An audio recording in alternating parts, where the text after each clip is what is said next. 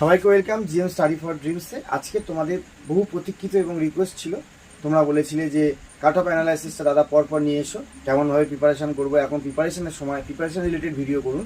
তো preparation related খুব ভালো একটা video, very very important video, প্রথম থেকে লাস্ট পর্যন্ত দেখার অনুরোধ রইল। আমার যারা প্রিয় এক্সপিরিয়েন্স আছে তারা তো অবশ্যই দেখবে, যারা প্রথমবার দেখছো তারা অবশ্যই সাবস্ক্রাইব করবে, বেল আইকনটা প্রেস করবে, কারণ এটা পরের ভিডিওটা আবার তোমাদের সামনে আসবে, নাহলে আসবে না। তো সেই জন্য এটা বলা, এবং আজকে ভিডিওটা খুব মন দিয়ে দেখবে, নিজেরা অ্যানালাইজ করে বাড়িতে বসে বসে যে কীভাবে এভলিউশন হয়েছে, কীভাবে আগে হতো, কত ফর্ম ফিল আপ হতো, কত পরীক্ষার্থী ছিল, কেমনভাবে কাট অফ বেড়েছে, দিনের পর দিন প্রিপারেশান এবং প্রস্তুতি, তার সাথে সাথে যেরকম কম্পিটিশান কীভাবে বেড়েছে, এটা জানাটা খুবই জরুরি।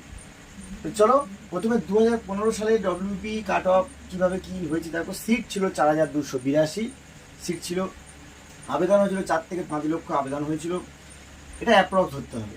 রান